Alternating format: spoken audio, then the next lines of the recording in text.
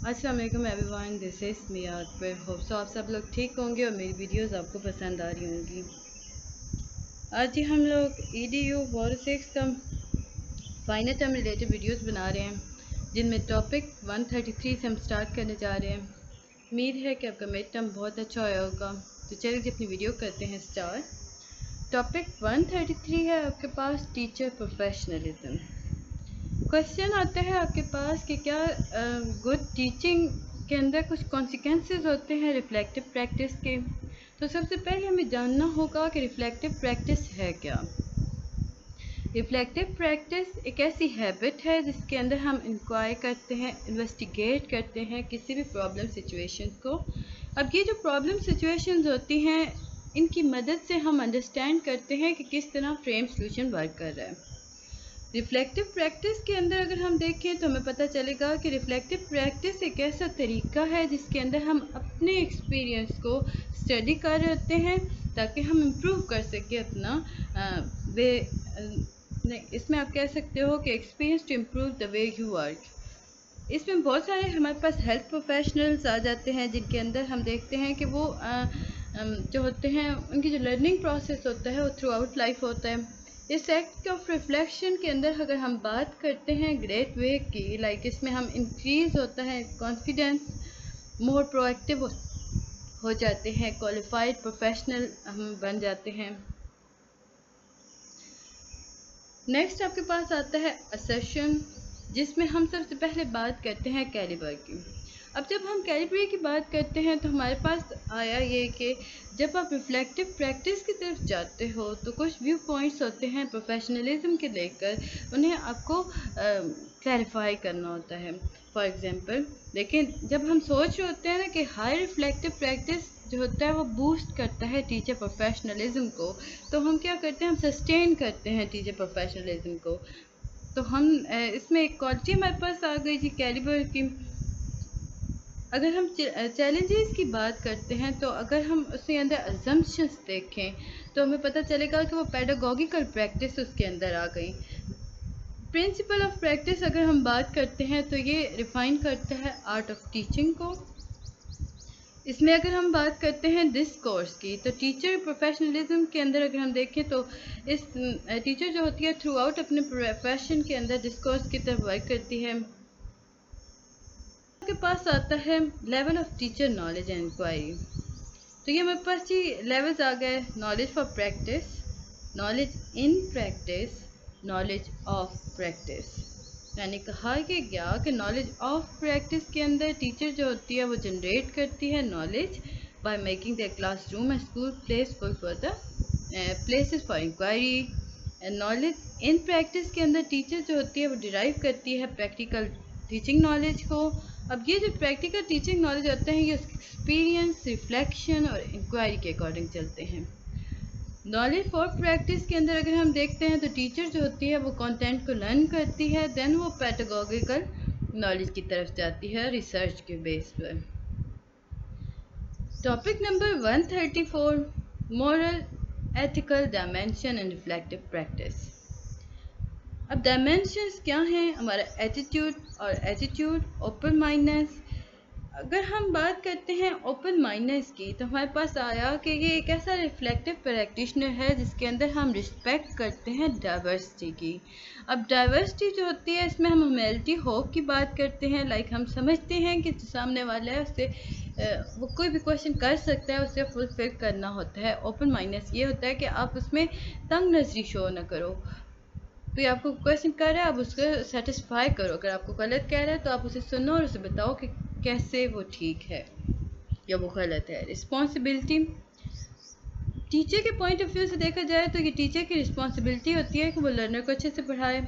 Engagement, engagement की अगर हम बात करते हैं तो टीचर जो होती है उसका रिस्पॉन्सिबिलिटी है कि वो इंगेजमेंट शो करे अपने सब्जेक्ट के साथ, यानी वो जो चीज़ पढ़ा रही है उसके अकॉर्डिंग उस पर उसे अबूर हासिल हो और वो उस पर फेथफुली वर्क करे। फिर हमारे पास आता है टीचिंग एज एन आर्टिस्ट्री, मतलब टीचर को रिफाइन होना चाहिए और हॉन्स द क्राफ्ट करना चाहिए। Topic 135, teacher knowledge and inquiry. اچھا، وہ لوگ جو مجھے کہہ رہے ہیں کہ ECE 201 کا میں ان کے ہینڈ آؤٹس کی بکس مطلب ورک کروں، تو کائنڈلی مجھے اپنے ہینڈ آؤٹس سینڈ کر دیں، بیکاز مجھے گوگل سے نہیں مل رہا ہے ECE 201 کے، اگر آپ چاہتے ہو کہ میں ویڈیوز بناؤں۔ ٹیچر نالج اینڈ انکوائری کی اگر ہم بات کرتے ہیں تو اس میں ہمارے پاس ریفلیکٹیو پریکٹیشنز کو اگر لنک کیا جائے نا نالج کے ساتھ، تو نالج تھیوری اور پریکٹس کے ساتھ، تو ہم کہہ سکتے ہیں کہ ٹیچر جو ہوتی ہے وہ اپنی نالج اور انکوائری کو انہانس کر سکتی ہے۔ تو یہ جو پروسیس ہو رہا ہوتا ہے جس کے اندر ہم لنک کر رہے ہوتے ہیں نالج کے ساتھ، تھیوری کے ساتھ، پریکٹس ساتھ، تو یہ جو ہوتا ہے یہ ہمارے امپروو کر ہوتا ہے ریفلیکسو کو۔ یہ جو پرپز اگر ہم بات کرتے ہیں ریفلیکٹیو پریکٹیشنر کا، تو اس میں ہمارے پاس ایکٹیو کنٹریبیوٹر آ رہے ہوتے ہیں کمیونٹی کے اندر۔ یہ آپ کے سامنے ایک ماڈل آیا گیا تھا، research, knowledge sharing, build capacity training.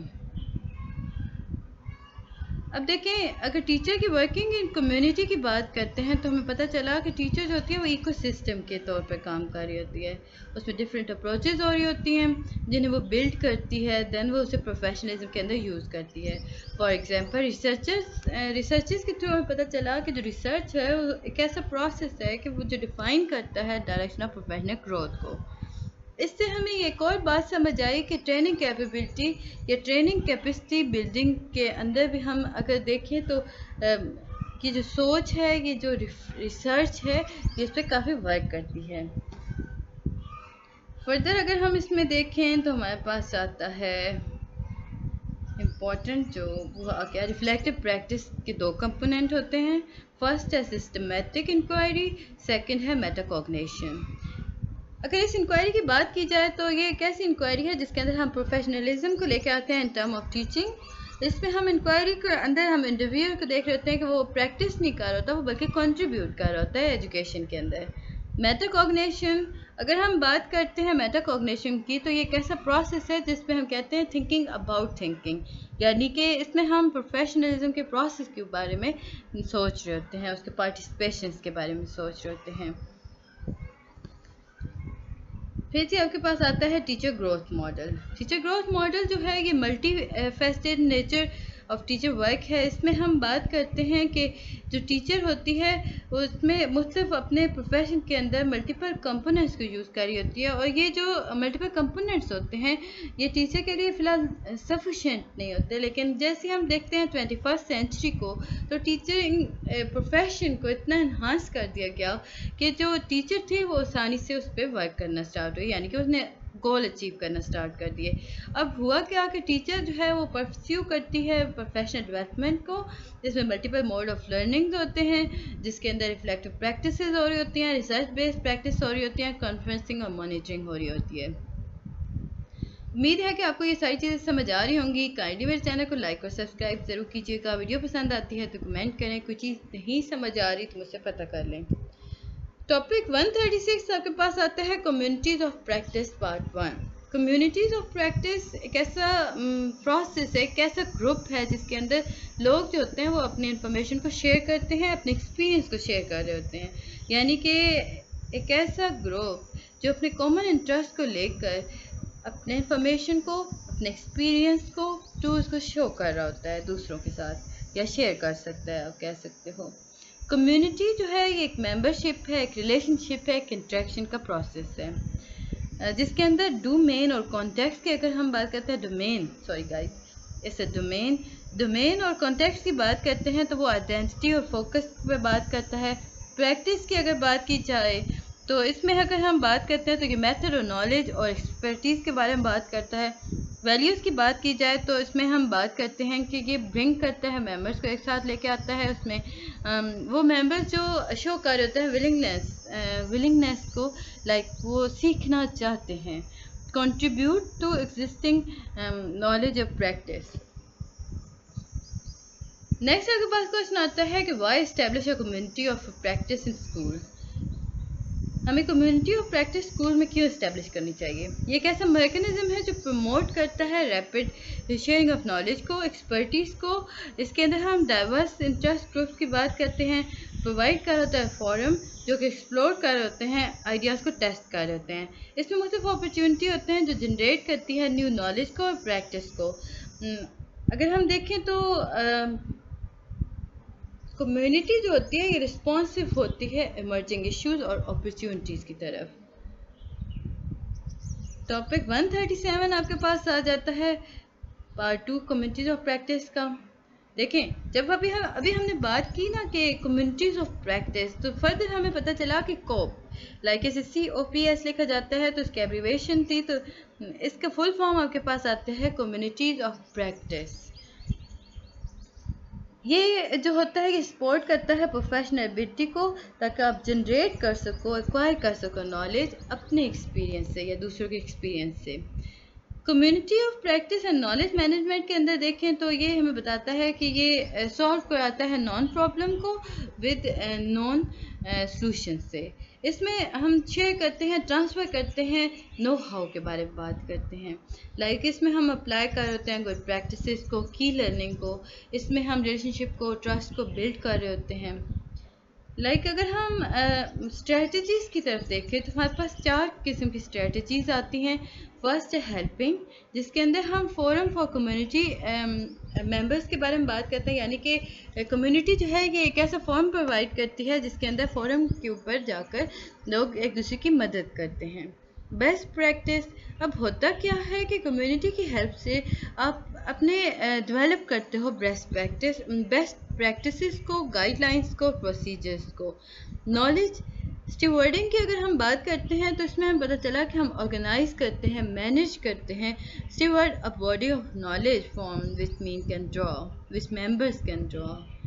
Innovation हो रही होती है, आइडियाज़ क्रिएट हो रहे होते हैं। क्रिटिकल सक्सेस अगर देखा जाए तो रिडक्शन हो रहा होता है और नीडेड टू सॉल्व प्रॉब्लम। इसमें लर्निंग कर्व को डिक्रीज़ किया जा रहा होता है, रीवर्क को प्रिवेंट, री-इन्वेंशन को, या यूँ कह लें कि री-इन्वेंशन को प्रिवेंट किया जा रहा होता है। इनोवेटिव थॉट को इंक्रीज़ किया जाता है, अवॉइड किया जाता है कॉस्टली मिस्टेक्स को, इम्प्रूव किया जाता है स्पीड ऑफ रिस्पॉन्स। उम्मीद है कि आपको ये सारी चीज़ें समझ आई होंगी। मिलते हैं नेक्स्ट वीडियो में, तब तक के लिए अल्लाह हाफिज़।